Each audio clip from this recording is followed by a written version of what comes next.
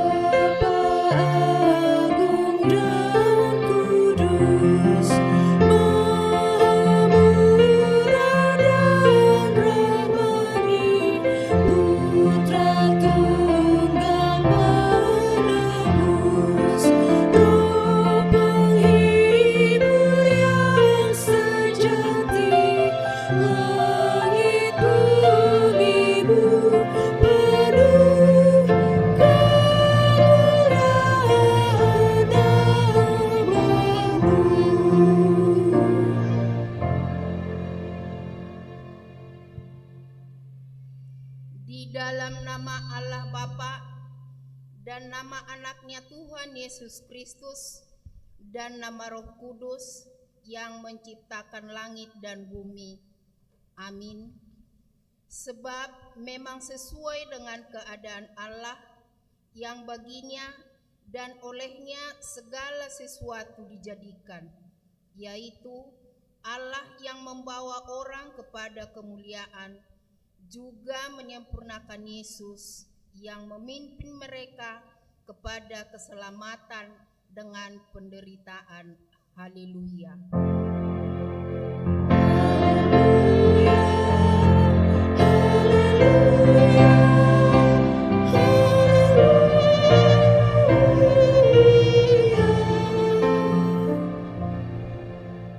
Marilah kita berdoa.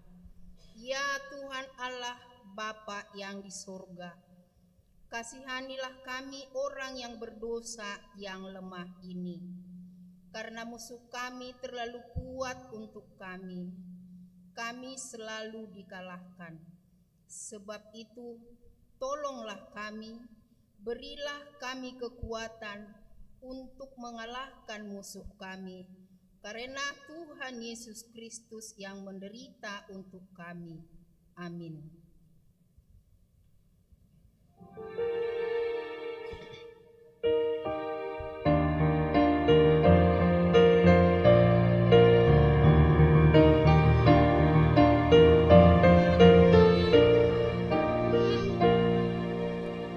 Yesus saja Tuhan ku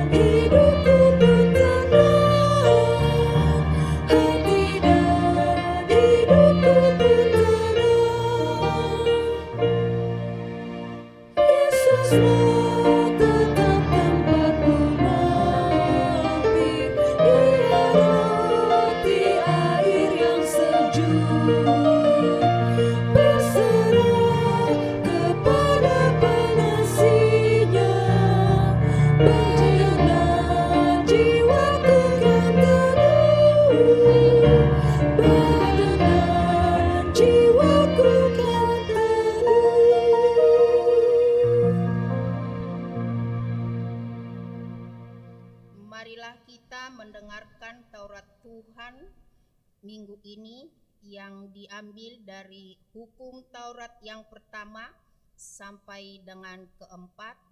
Demikian dikatakan hukum Taurat pertama. Akulah Tuhan Allahmu. Jangan ada padamu Allah lain di hadapanku. 2. Jangan perbuat bagimu patung yang menyerupai apapun yang ada di langit, atau yang ada di bumi, atau yang ada di dalam air di bawah bumi, untuk disembah atau dituruti.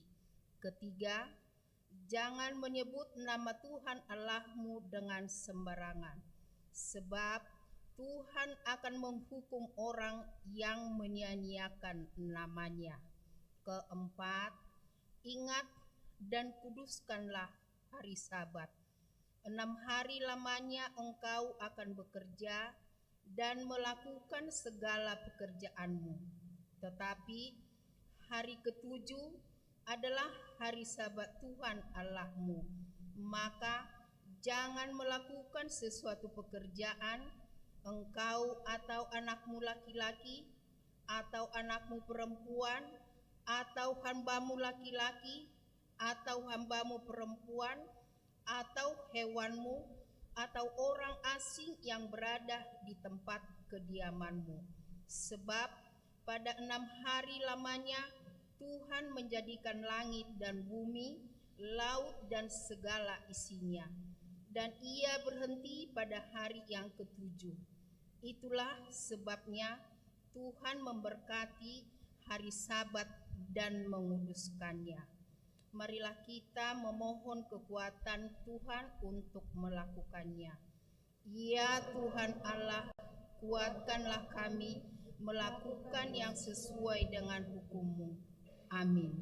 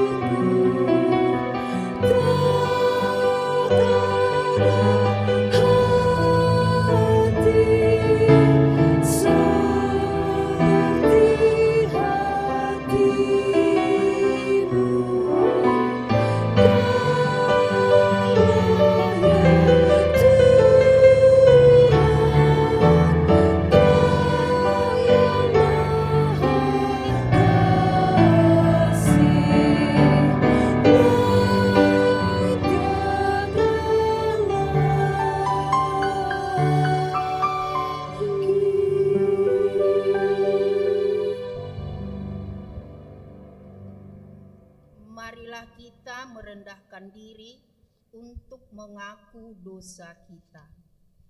Ya Tuhan Bapa yang Maha Kuasa, kami berkumpul bersama-sama berdoa kepadamu, bukan karena kebenaran kami, melainkan hanyalah karena belas kasihan-Mu yang besar. Kasihanilah dan ampunilah segala dosa dan kesalahan kami. Bangunkanlah hati dan jiwa kami, supaya kami dapat meninggalkan segala perbuatan kami yang jahat dan kami beroleh hidup yang benar di dalam nama anak-Mu Tuhan Yesus Kristus Tuhan kami. Amin. Janji Tuhan tentang pengampunan dosa kita. Namun jika seorang berbuat dosa, kita mempunyai seorang perantara pada Bapa, yaitu Yesus Kristus yang adil, dan Ia adalah pendamaian untuk segala dosa kita, dan bukan untuk dosa kita saja, tetapi juga untuk dosa seluruh dunia. Kemuliaan bagi Allah di tempat yang maha tinggi. Amin.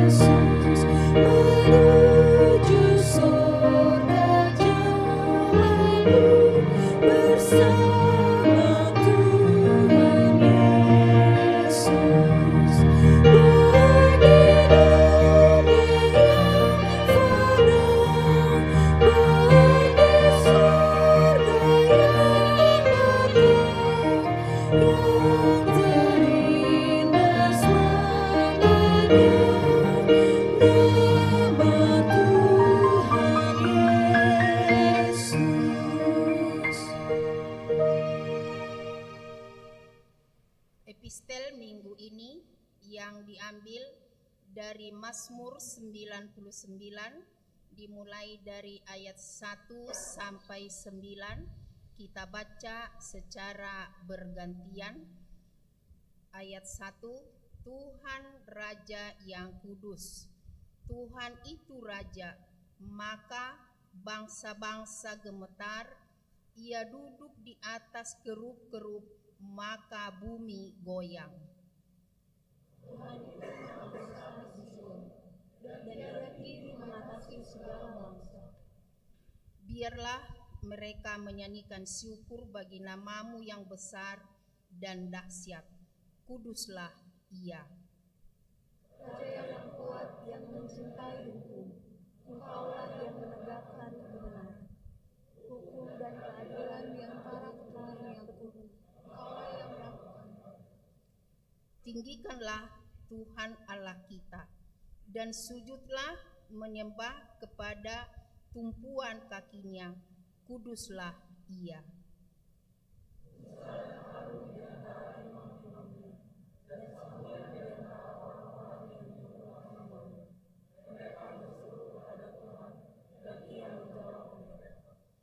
Dalam tiang awan Ia berbicara kepada mereka. Mereka telah berpegang pada peringatan-peringatannya dan ketetapan yang diberikannya kepada mereka.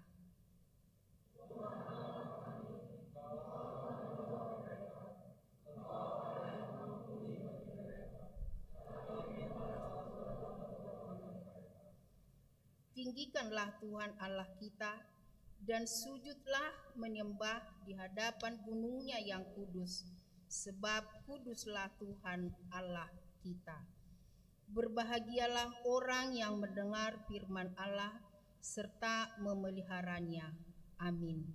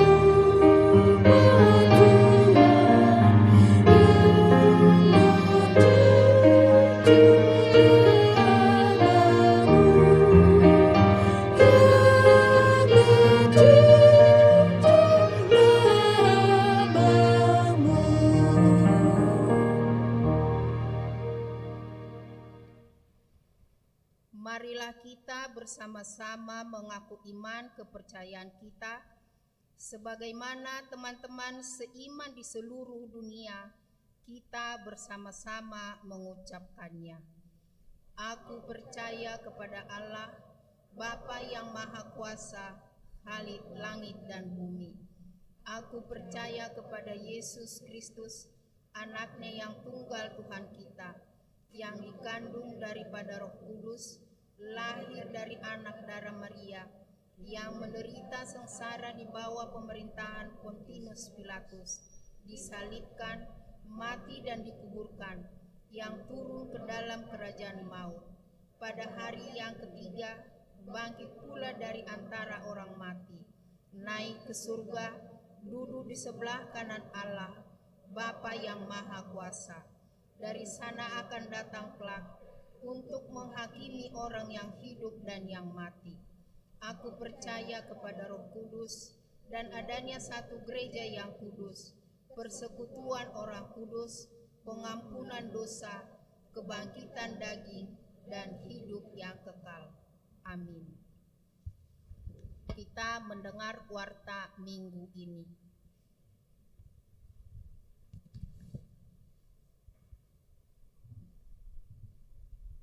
Shalom, selamat hari Minggu buat kita Amang-Inang semuanya. Warta pelayanan Minggu 19 Februari 2023. Poin pertama, nama Minggu. Hari ini kita memasuki Minggu Estomihi, yang artinya Tuhanlah gunung batu, tempat perlindunganku. Dengan topik Minggu, Yesus Sang Raja yang Maha Mulia. Poin yang kedua, informasi pelayanan umum. 1. Pengkhotbah tamu. Pada hari ini Minggu tanggal 19 Februari 2023 yang melayani di ibadah pukul 09 WIB adalah Pendeta Juniaster Hutauruk, Pareses HKBP Distrik 21 Banten. Seluruh Perhalado dan Jemaat HKBP Tangerang Kota mengucapkan terima kasih atas pelayanannya. penyatuan ibadah minggu. Sehubungan dengan adanya acara pemberangkatan Pendeta Mangandar P. Sinaga, maka ibadah minggu hari ini tanggal 19 Februari 2023 akan diadakan 4 kali, yaitu pukul 06.00 WIB ibadah bahasa Batak, ibadah pukul 08 WIB dan pukul 11 WIB digabung menjadi pukul 09.00 WIB ibadah bahasa Batak, pukul 16 WIB ibadah bahasa Indonesia, dan pukul 18.30 WIB ibadah bahasa Indonesia. Poin ketiga, mutasi pendeta.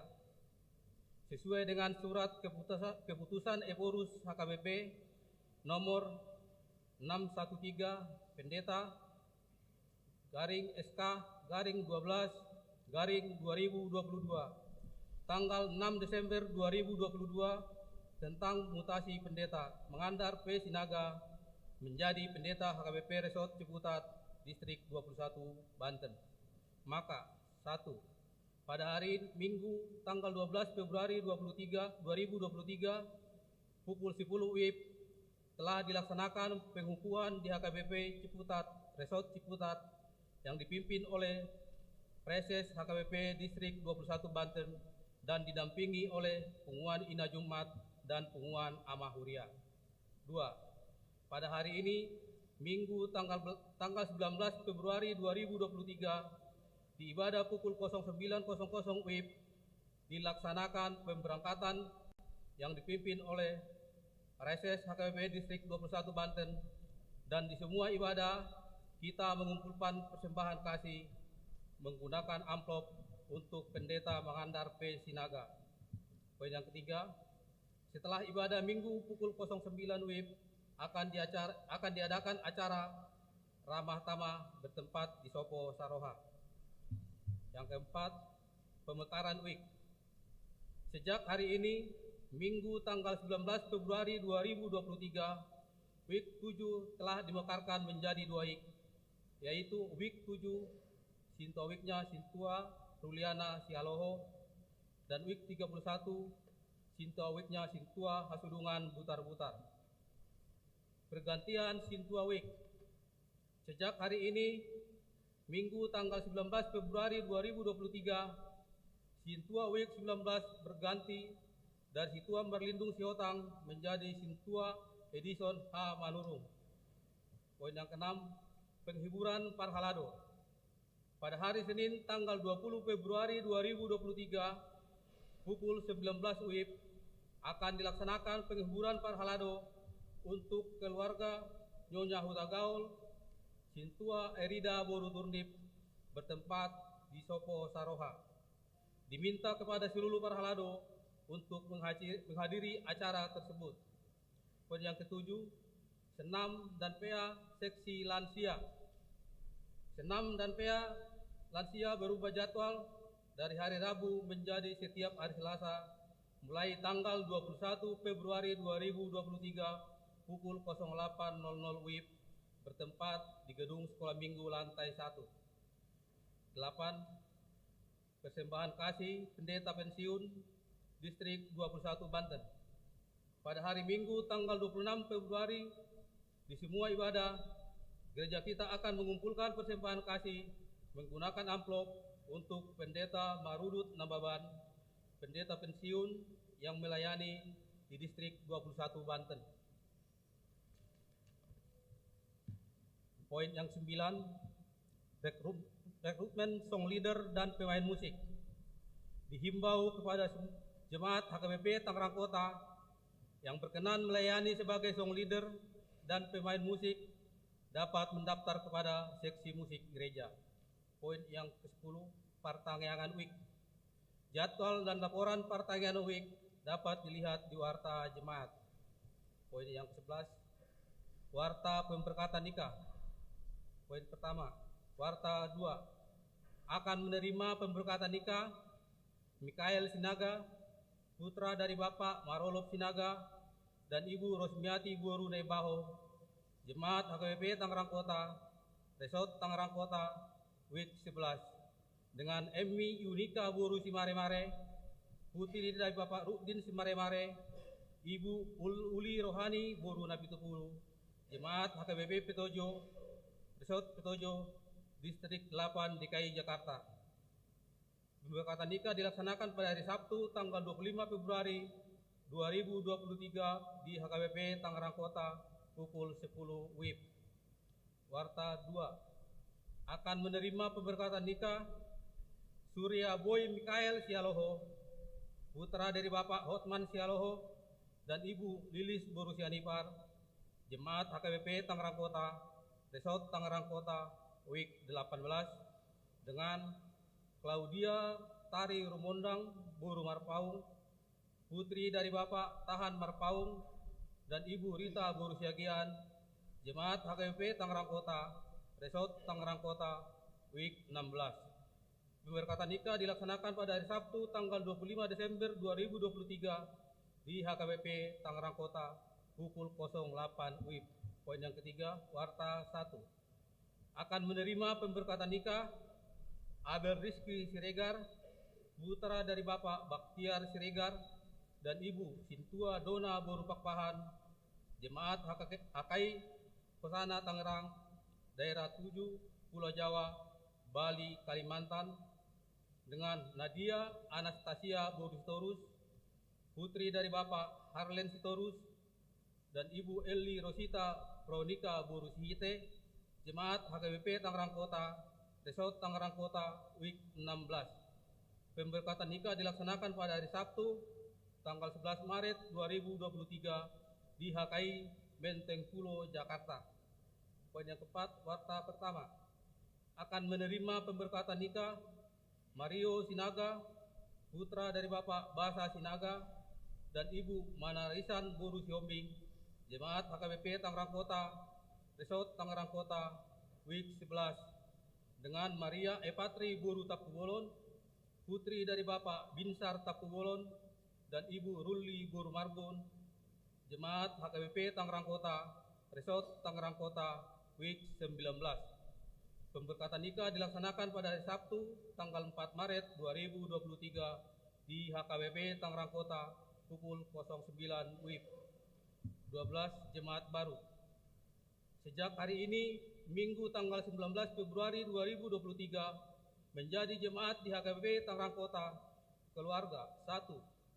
Bapak Maharlin Stumorang dan Ibu Martaulina Udur Palen Pagre Boru Siregar datang dari HKBP Citra Raya, Resort Citra Raya, Distrik 21 Banten.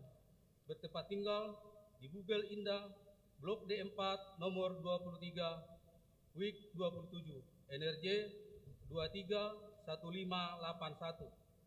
2. Bapak Ferdi Pernat Sumampau dan Ibu Andrika Togi Rumiris Boru Simatupang beserta 2 orang anak datang dari GPIB Samaria Tangerang, bertempat tinggal di Jalan Pulau Bidadari C136, WIK 16, NRJ 231582. Yang ketiga, Bapak Hot Junjungan Lubis dan Ibu Pinno Riyati Boru Hasugian datang dari HGKI Sumut Bahal Batu 1, bertempat tinggal di perumahan Sapana Cikokol Residen, Blok A5, WIK 17, NRJ 231583. Yang keempat, Bapak Wardinto Pasaribu dan Ibu Kelkesia Putri Boru Haloho beserta 1 orang anak datang dari HKBP Seksama, Resort Seksama, Distrik 10 Medan Aceh, bertempat tinggal di Taman Royal 3, Blok A8, nomor 12, WIK 15, NRJ 231584. Poin yang ke-13, jemaat pindah. Sejak hari ini, Minggu tanggal 19 Februari 2023,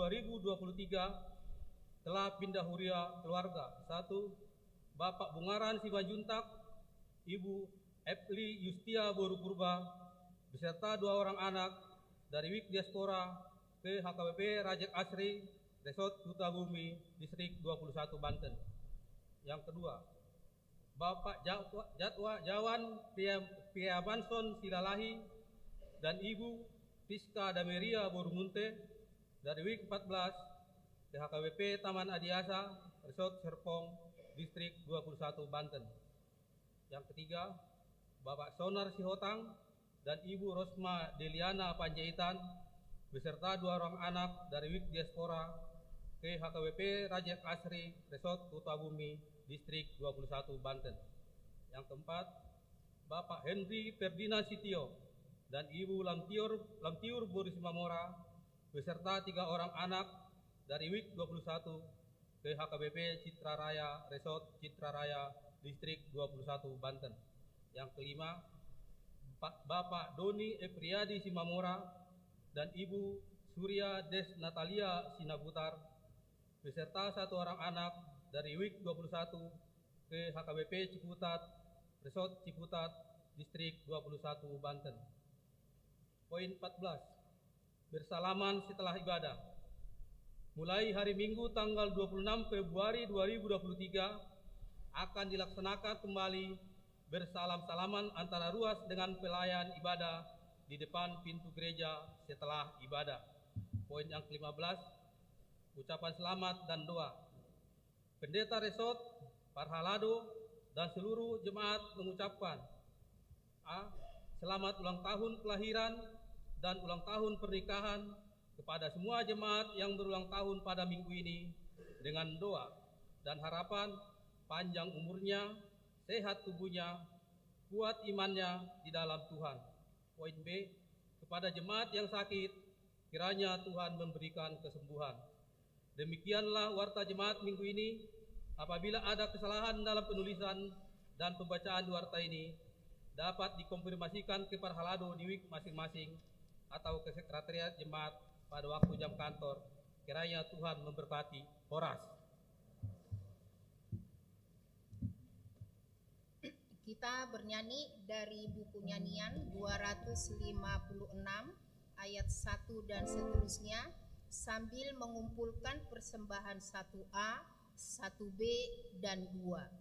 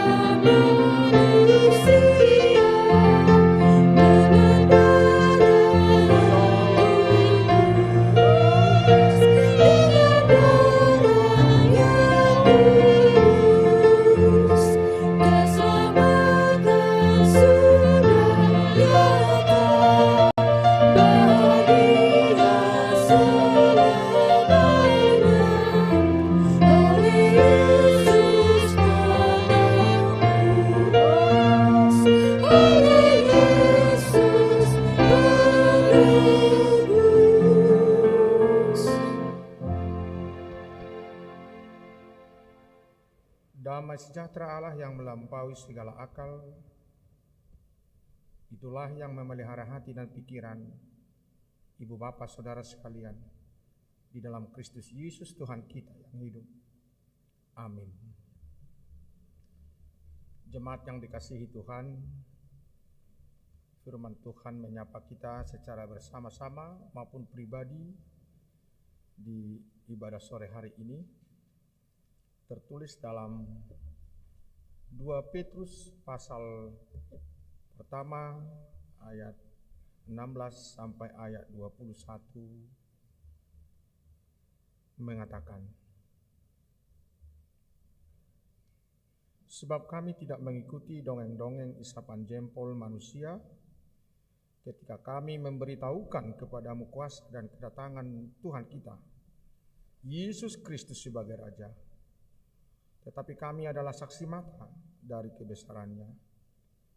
Kami menyaksikan bagaimana ia menerima kehormatan dan kemuliaan dari Allah Bapa ketika datang kepadanya suara dari Yang Maha Mulia yang mengatakan, inilah anak yang kukasihi, kepadanya lah aku berkenan. Suara itu kami dengar datang dari surga ketika kami bersama-sama dengan dia di atas gunung yang kudus. Dengan demikian kami makin diteguhkan oleh firman yang telah disampaikan oleh para nabi.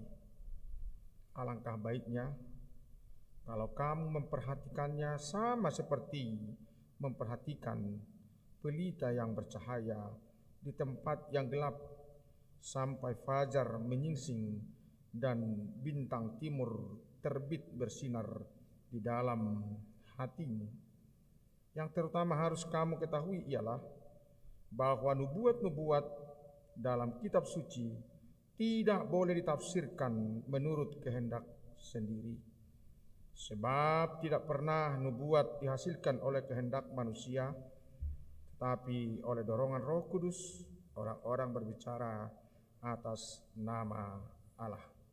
Demikian pembacaan firman Tuhan. Ibu bapak saudara yang dikasihi Tuhan, siapapun di antara kita tidak ada yang suka memilih yang palsu. Pasti kita lebih suka memilih yang asli. Sekalipun memang yang palsu itu kadangkala lebih indah, seperti bunga kain yang ada di depan ini dibandingkan dengan bunga yang ada di sini. Bunga kain itu kelihatan sangat bersinar, bercahaya, tapi bunga yang asli itu ketika hari berjalan, waktu berjalan semakin redup, semakin layu. Tapi itu menunjukkan ada masa hidup, ada masa mati. Ibu bapak saudara, ternyata dalam pemberitaan firman Tuhan dan perjalanan para rasul termasuk Rasul Petrus, di tengah-tengah pelayanan kepada jemaat di diaspora yang disebut di beberapa tempat seperti di 1 Petrus, ada disebut di Pontus, Galatia, Kapadosia, Asia Kecil dan Bitinia. Saya hanya mampu menyebut tanpa sanggup sekarang menjelaskan di mana dan bagaimana itu Pontus dan Bitinia itu. Yang pasti di beberapa tempat firman Tuhan itu pernah disuarakan, bahkan sampai sekarang. Ternyata ada nabi-nabi dan ada guru-guru yang palsu. Nabi-nabi dan guru-guru yang palsu. Mereka mengajarkan sesuai dengan pikiran-pikiran mereka sendiri, tanpa mereka mengalami pertemuan dengan Tuhan Yesus.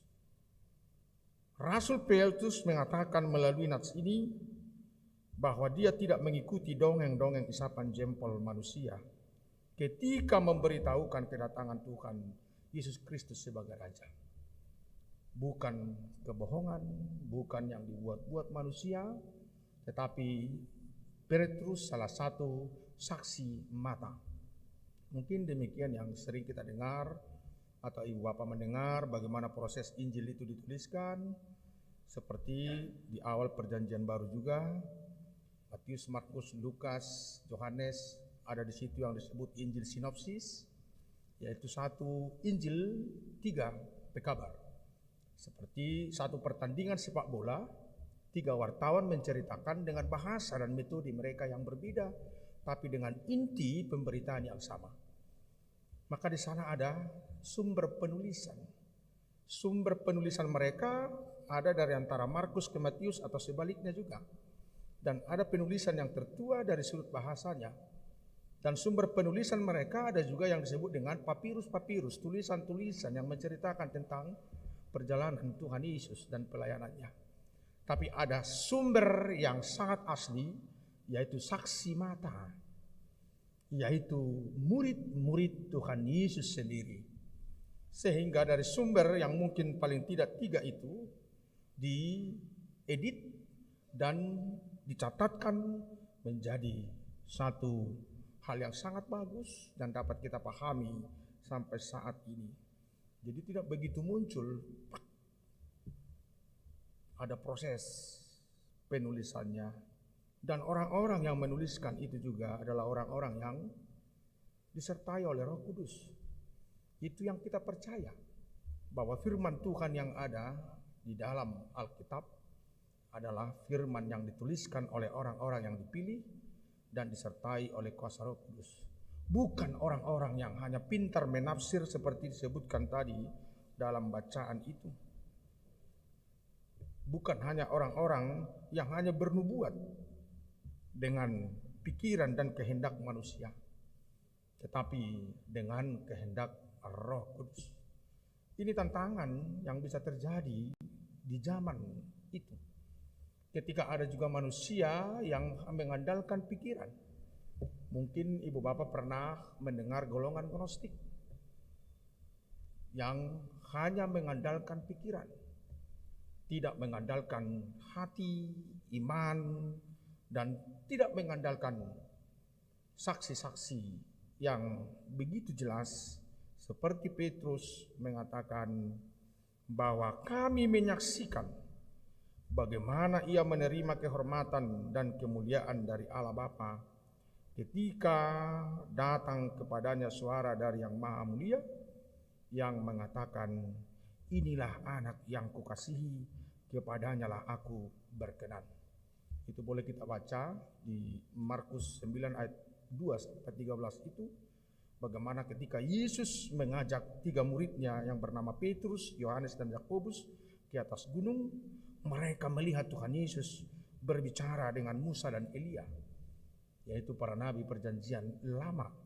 Dan tiba-tiba dari awan berbicara, inilah anakku yang kukasihi, kepadanya yang aku berkenan. Itu yang disaksikan oleh Petrus melalui nats hari ini. Artinya apa yang mereka katakan, apa yang Petrus suarakan bukan sesuatu bohong, tapi sesuatu kebenaran, sesuatu kepastian, sesuatu yang baik. Ibu bapak, saudara-saudara yang dikasihi Tuhan, sesuai dengan topik minggu ini, Yesus Sang Raja yang Maha Mulia. Yesus Sang Raja yang Maha Mulia. Dia adalah Tuhan yang datang ke bumi, yang mengalahkan kematian, dia bangkit, dia mengalahkan semua kuasa si jahat, dan memberikan kehidupan bagi kita. Maka kita perlu melihat, perlu memahami, seberat apapun perbuatan dunia ini untuk menutupi ketuhanan, kemuliaan Yesus, itu tidak ada apa-apanya dibandingkan dengan kebesaran Tuhan kita sendiri. Maka tugas anak-anak Tuhan, tugas saya, tugas kita semua, sekali bukan untuk membela Tuhan. Tugas kita untuk memberitahukan bahwa Yesus itu benar-benar hadir. Bukan untuk membela Tuhan. Karena Tuhan kita tidak perlu dibela. Dan kita tidak perlu membentuk laskar untuk membela Tuhan. Tapi berita tentang kehadiran Yesus sebagai anak Allah dan Raja yang mulia itu benar-benar perlu kita suarakan. Banyak orang yang berusaha menutupi kuasa dan keberadaan Yesus.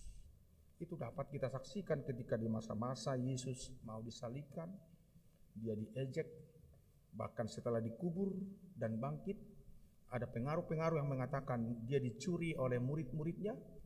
Nyatanya ada cerita kuburan kosong, bahwa di sana ada kain kapan yang dilipat dengan baik dan ruangan itu bersih, pertanda ada yang bangkit, yang bangun dari tidur.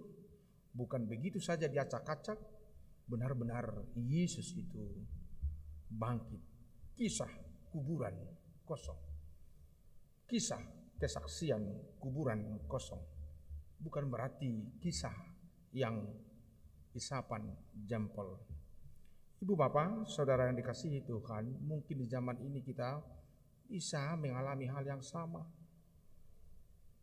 Sekalipun kita mengatakan kita pernah bertemu, kita bersaksi dengan Tuhan, jangan-jangan saya sebagai pribadi yang selalu mengaku Tuhan sebenarnya tidak mengerti apa maksud Tuhan itu dalam hidup saya. Mungkin saya sudah pernah cerita ketika bertemu beberapa hari dengan seorang bapak pendeta yang saya katakanlah seangkatan dengan saya. Dia mengatakan, aku telah dirubah Tuhan Yesus dari ateis menjadi pengikut Dia yang setia. Saya tercengang dengan keadaan itu.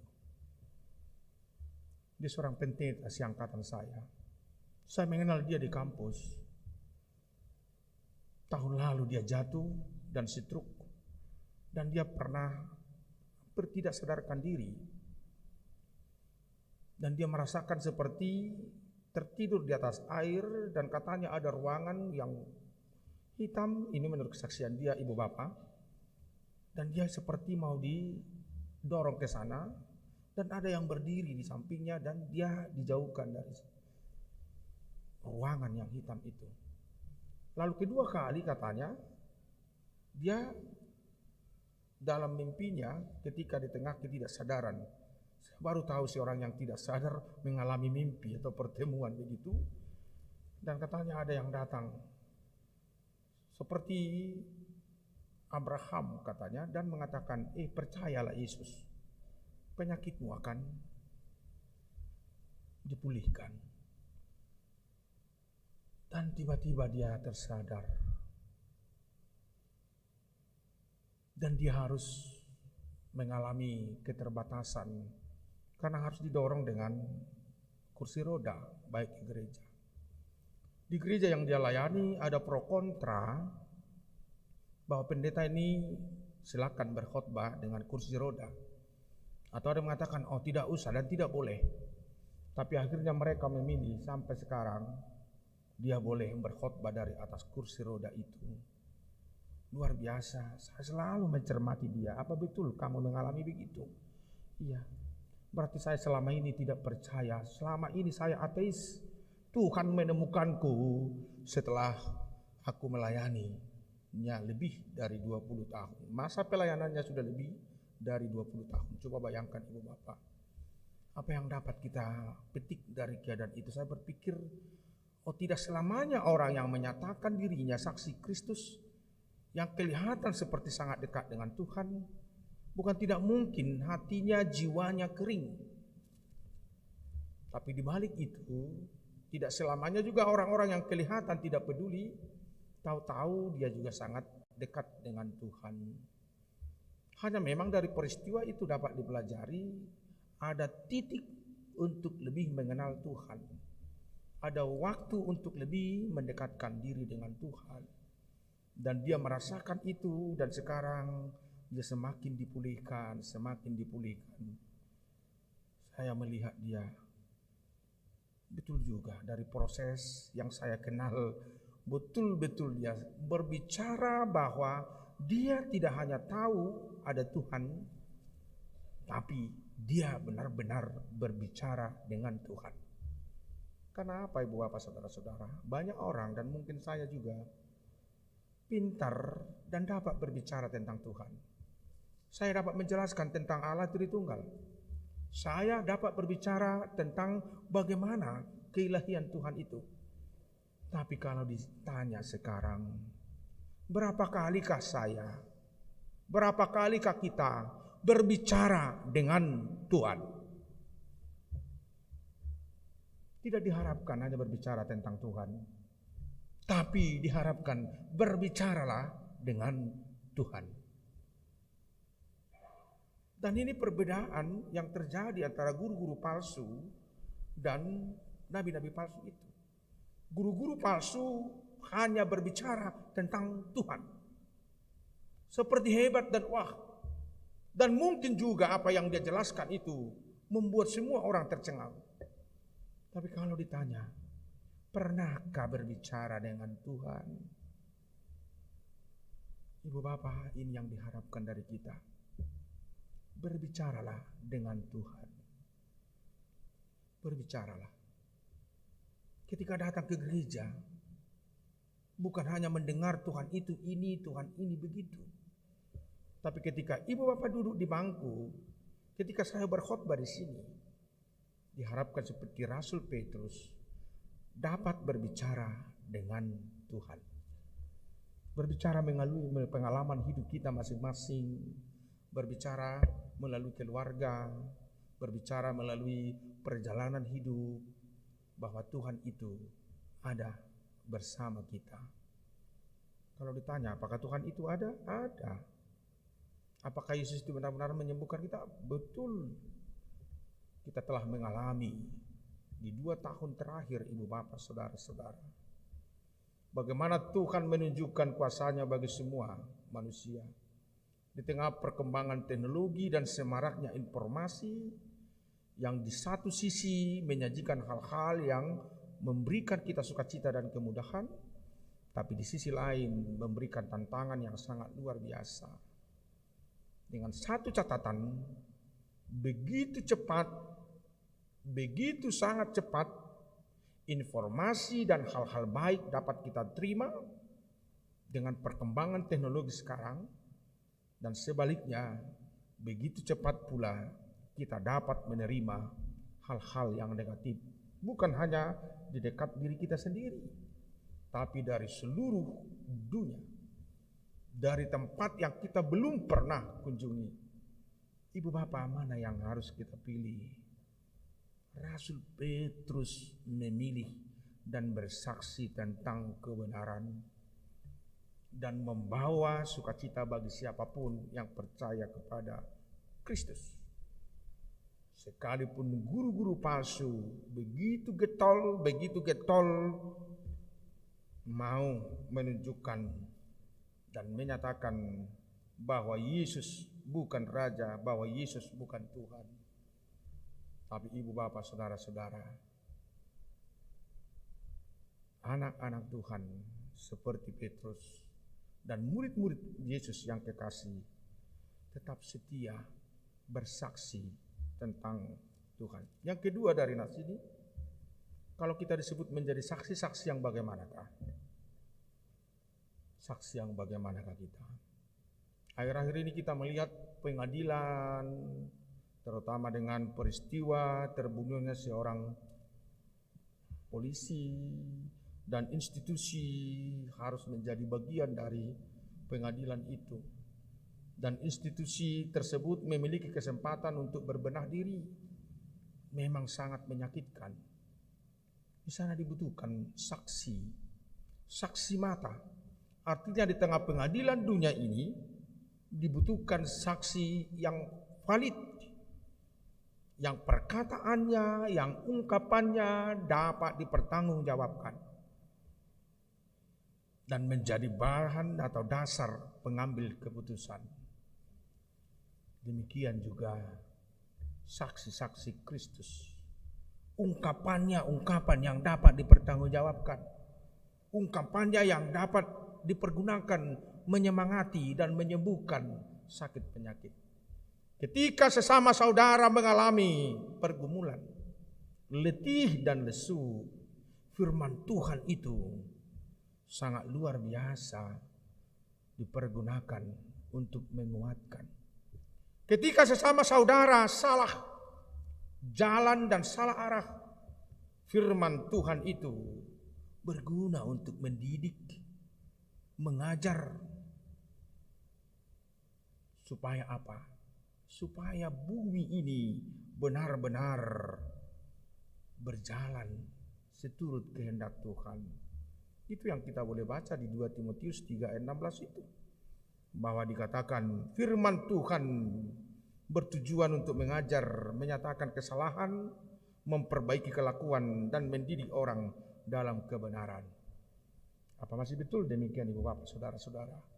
Mungkin saya hanya tenang mendengar ketika firman Tuhan itu dibawakan hanya seperti menyenangkan hati, tanpa ada teguran yang keras, tanpa ada didikan yang keras, tanpa ada pendisiplinan diri yang keras. Bukan tidak mungkin.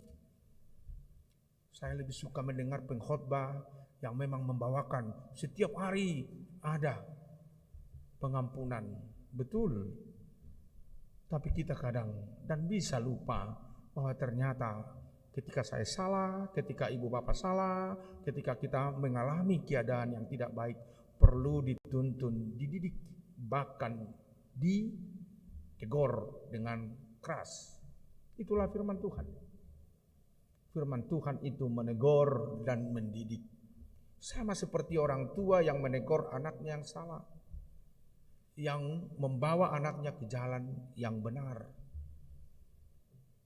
Seperti itu Tuhan menegur kita di tengah-tengah kehidupan kita ini. Sekali lagi yang menjadi pertanyaan, mana yang kita pilih? Kalau dikatakan, saudaraku, kamu mau saksi yang bagaimana? Menjadi saksi yang jujur atau saksi yang mengada-ada?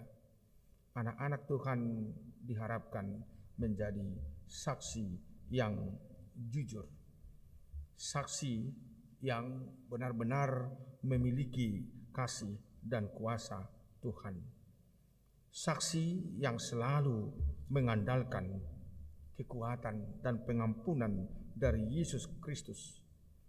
Menurut nats ini perlu diperhatikan seperti dikatakan oleh Petrus, alangkah baiknya kalau kamu memperhatikan sama seperti memperhatikan pelita yang bercahaya di tempat yang gelap sampai fajar menyingsing dan bintang timur terbit bersinar di dalam hatimu.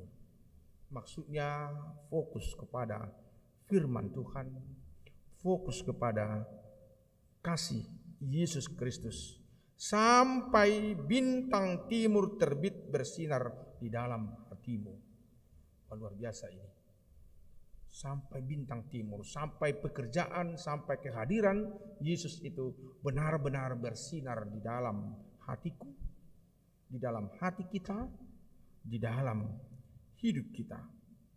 Dan Rasul Petrus mengatakan, yang terutama kamu ketahui ialah bahwa nubuat-nubuat dalam kitab suci tidak boleh ditafsirkan menurut kehendak sendiri. Sebab tidak pernah nubuat dihasilkan oleh kehendak manusia, tetapi oleh dorongan Roh Kudus orang-orang berbicara atas nama Tuhan. Apa maksudnya?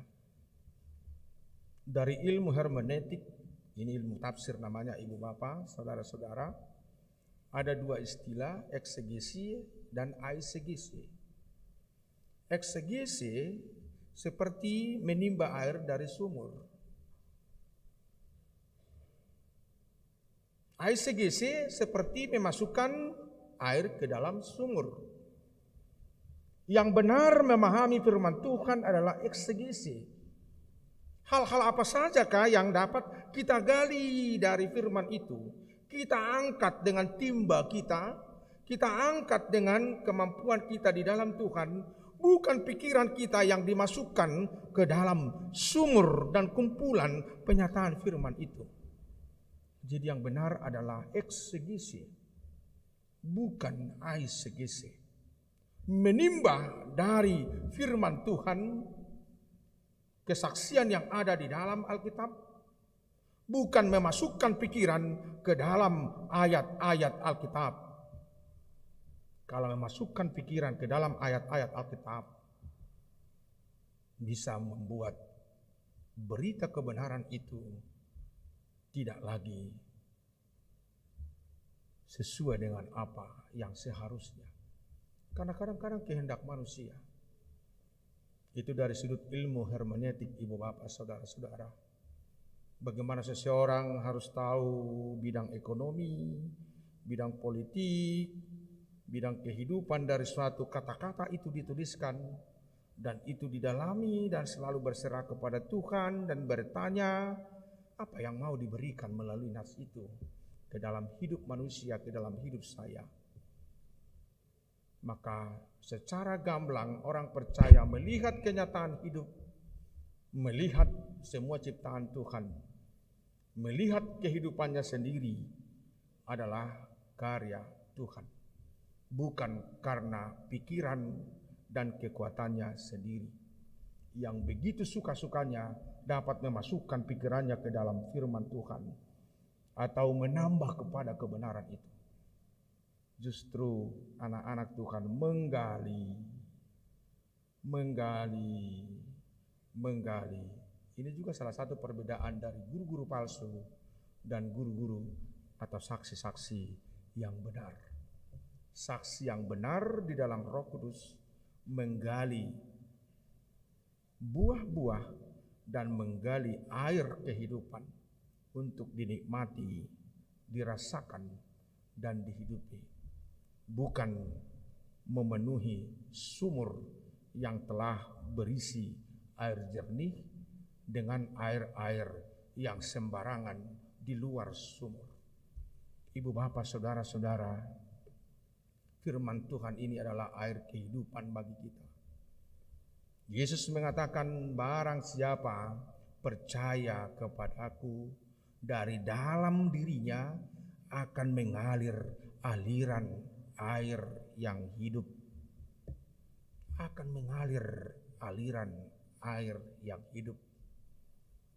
Ini yang diharapkan dari sikap hidup orang percaya. Bukan meniadakan keberadaan Tuhan. Justru bersyukur dan memahami Tuhan itu ada memberikan kekuatan. Tuhan itu ada memberikan kesembuhan. Tuhan itu ada memberikan kesehatan. Tuhan itu ada memberikan banyak hal bagi diri kita. Tapi kembali lagi ke pernyataan awal. Baiklah saya jangan hanya berbicara tentang Tuhan. Baiklah ibu bapa tidak hanya berbicara tentang Tuhan. Tetapi baiklah kita juga berbicara dengan Tuhan. Mari buka hati, buka hidupmu untuk berbicara dengan Tuhan. Tuhan itu pasti menguatkanmu. Tuhan itu pasti menopangmu seberat apapun pergumulan. Ketika ada kesalahan, Tuhan itu pasti mengingatkan. Tuhan itu pasti menegurmu. Dan dia merangkulmu, menggendongmu. Seperti dia dalam perjanjian lama mengatakan, sampai masa tuamu, sampai masa putih rambutmu, aku akan menggendong. Aku telah melakukannya dan aku melakukannya terus. Luar biasa itu. Jadi Yesus Raja, Tuhan di dalam kuasa Roh Kudus, menggendong ibu bapa, menggendong saya, dan membawa kita di dalam hidup kita. Itu yang kita alami dalam 2 tahun terakhir ini. Tadi pagi saya melayani di suatu perhelatan yang sangat besar. Sekitar jam 9 saya bertanya kepada mereka, ibu bapak, selama 2 tahun masa COVID, adakah di antara kita yang kelaparan atau tidak dapat makan? Oh tidak ada Pak Pendeta, katanya. Dangadong amang, sudido kami mangan. Nak perokok itu. Adakah pergumulan yang ibu bapak rasakan? Ada. Saudara-saudara kami ada yang harus meninggalkan kami, bahkan istri, anak, suami. Apakah ibu bapak merasakan topangan kasih Tuhan? Dilalahamu do pandongannya ni Jehovah di ngodumu. Wilalahami amang. Luar biasa ibu bapak saudara-saudara. Dengan mendengar hal itu, jujur sebagai pendeta, saya ikut dikuatkan untuk bersaksi tentang kasih Tuhan. Jadi sebenarnya ketika berkhotbah, bukan hanya saya pendeta menguatkan jemaat, tapi pengakuan jemaat di dalam pergumulannya menjadi kekuatan juga bagi setiap pelayan untuk lebih sungguh melayani. Ini. Jadi ketika jemaat mengalami pembaharuan dan selalu dekat dengan Tuhan, itu pasti membawa semangat baru bagi kami setiap pelayan. Apakah dia sintua, apakah dia Bible Pro, apakah dia diakonis, apakah evangelis, apakah pendeta, apakah organis, apakah song leader, apakah yang menangani multimedia atau infokus, semua saling kait mengait, saling menguatkan. Ketika kami melihat jemaat yang sempat jatuh dan bangun di dalam Tuhan, itu membuat semangat baru bagi setiap pelayan. Hal ini juga yang dialami oleh Rasul Petrus. Ketika jemaat yang sempat diombang-ambing oleh perkataan-perkataan kesaksian palsu dan kembali mengenal Kristus, maka dia semakin luar biasa bersaksi tentang Tuhan. Karena apa? Ternyata apa yang dia lakukan dengan jerih payah, berjerih lelah, tidak sia-sia. Tidak sia-sia. Ini yang perlu selalu kita camkan, bahwa anak-anak Tuhan yang bekerja di dalam Tuhan, yang selalu tulus dan jujur bersaksi tentang keberadaan Tuhan, jangan ragu bahwa apa yang disaksikan oleh setiap kita, ibu bapak, saudara-saudara, tidak sia-sia. Sebagaimana tertulis dalam 1 Korintus 15 ayat 57 sampai 58. Tetapi syukur kepada Allah yang telah memberikan kepada kita kemenangan oleh Yesus Kristus, Tuhan kita. Karena itu saudara-saudaraku yang kekasih, berdirilah teguh, jangan goyah, dan giatlah selalu dalam pekerjaan Tuhan. Sebab kamu tahu bahwa dalam persekutuan dengan Tuhan, jerih payahmu tidak sia-sia. Sekali lagi, bahwa dalam persekutuan dengan Tuhan, jerih payahmu tidak sia-sia. Berdirilah teguh, jangan goyah. Amin. Kita berdoa. Bapa di surga, kami bersyukur kehadirat-Mu. Kami telah mendengar bahwa Yesus Sang Raja yang Maha Mulia. Kami telah mendengar bahwa pemberitaan tentang Dia mengalami tantangan dari guru-guru palsu dan nabi-nabi palsu. Kami telah mendengar bahwa Rasul Petrus telah melihat kuasa-Mu dan dia bersaksi tentang itu.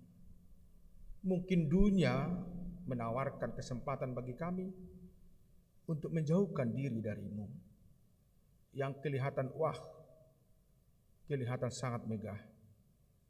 Tetapi dengan kasih dan kuasa Tuhan, setiap karya, setiap langkah, setiap perbuatan yang beralaskan tuntunan Roh-Mu, kami mendengarnya tidak sia-sia. Kiranya kami selalu setia, bersandar hanya ke dalam kasih-Mu, tidak bersandar kepada dunia, tetapi berserah ke dalam tuntunan kasih-Mu. Berkati ibu bapak, saudara-saudara yang sedang beribadah di rumah-Mu ini Tuhan, dalam berbagai pergumulan, dalam berbagai keadaan. Engkau yang menguatkan, Engkau yang menyembuhkan jikalau dalam sakit, Engkau yang menghibur di dalam duka. Tuhan yang mencukupkan setiap kebutuhan ibu bapak saudara-saudara kami ini. Demikian juga ibu bapak saudara kami yang sedang beribadah bersama kami dari tempat jauh. Tuhan yang memberkati setiap pelayanan di gereja-Mu dan setiap tindakan perbuatan para hamba-hamba-Mu, sekecil apapun, seperti Rasul Petrus yang tetap setia bersaksi tentang Kristus, bersaksi tentang kasih-Mu, bersaksi tentang Yesus, Raja yang mulia. Dia juru selamat, Dia yang memberi kehidupan. Bagi kami pun hal itu berlaku. Sertai kami Tuhan di tengah keterbatasan kami. Berikan kami hikmat pengertian, bukan dari hal-hal yang tidak baik, yang tidak benar. Berikan kami kebaikan-kebaikan yang dari Tuhan saja. Berkati ibu bapa yang sedang duduk di rumah-Mu ini, menyerahkan hidupnya, hatinya, keluarganya, pekerjaannya, anak-anaknya, orang tuanya, perjalanan hidupnya hanya ke hadirat-Mu. Engkau yang memberkati anak-anak kami yang kecil, memberikan mereka kepintaran yang daripada-Mu saja. Menuntun anak-anak kami yang sedang belajar, menyertai anak-anak kami atau saudara kami yang sudah bekerja, memberikan harapan bagi mereka yang belum menemukan pekerjaan, belum menemukan jodohnya, belum menemukan keturunan. Kami percaya Tuhan memberikan itu pada waktunya.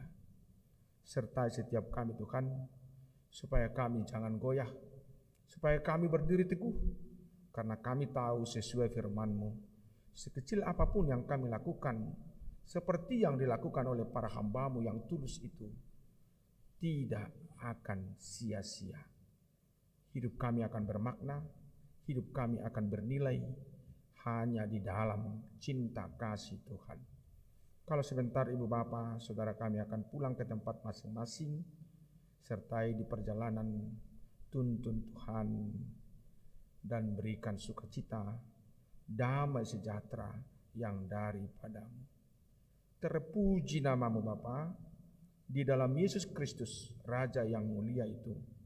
Dia yang telah mengampuni kami dari dalam dosa dan menghidupkan kami dari liang kubur. Maka kami hidup, maka kami ada. Pakailah hidup kami seturut kehendak-Mu. Amin.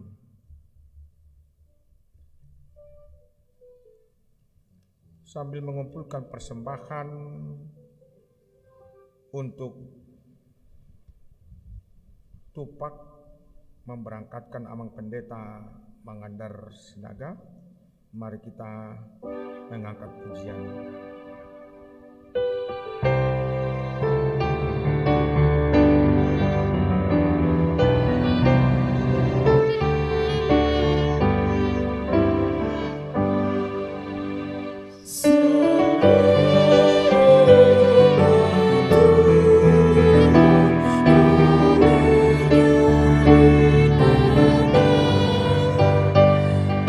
Besar kecil semua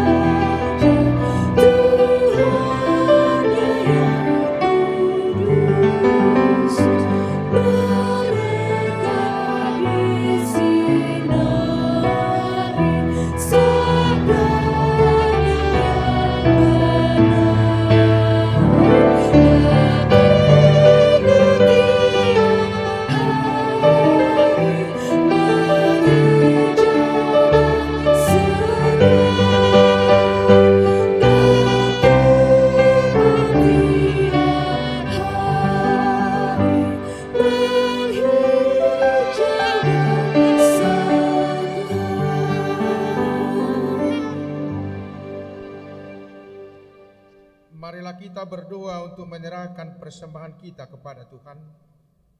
Ya Allah Bapa kami yang di surga, kami mengaku bahwa Tuhan adalah sumber dari segala karunia yang melimpah dalam kehidupan kami masing-masing. Sebahagian daripada karunia itu kami serahkan kembali sebagai persembahan kepada Tuhan. Terimalah dan berkatilah persembahan umat-Mu ini, agar dapat kami pergunakan untuk pekerjaan dan pelayanan kerajaan Tuhan di dunia ini.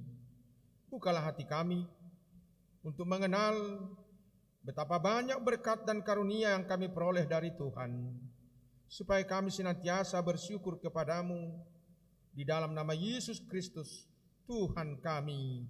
Amin.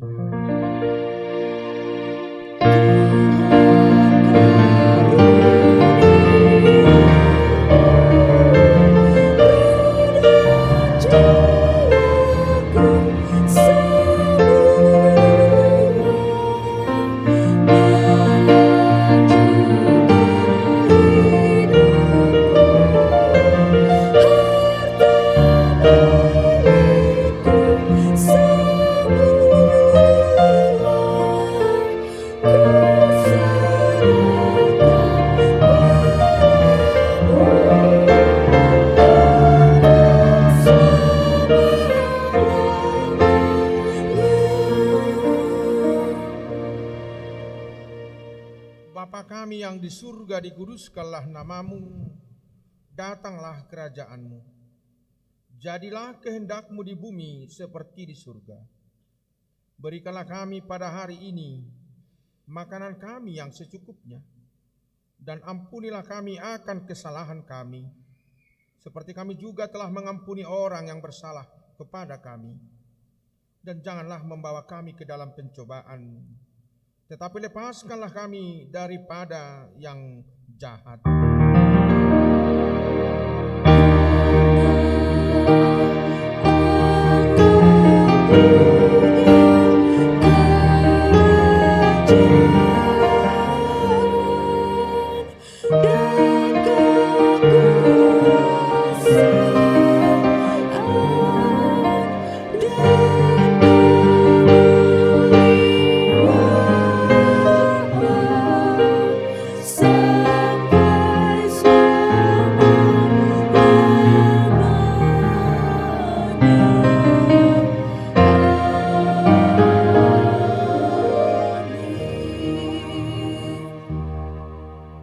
Pulanglah dengan sejahtera dan terimalah berkat Tuhan.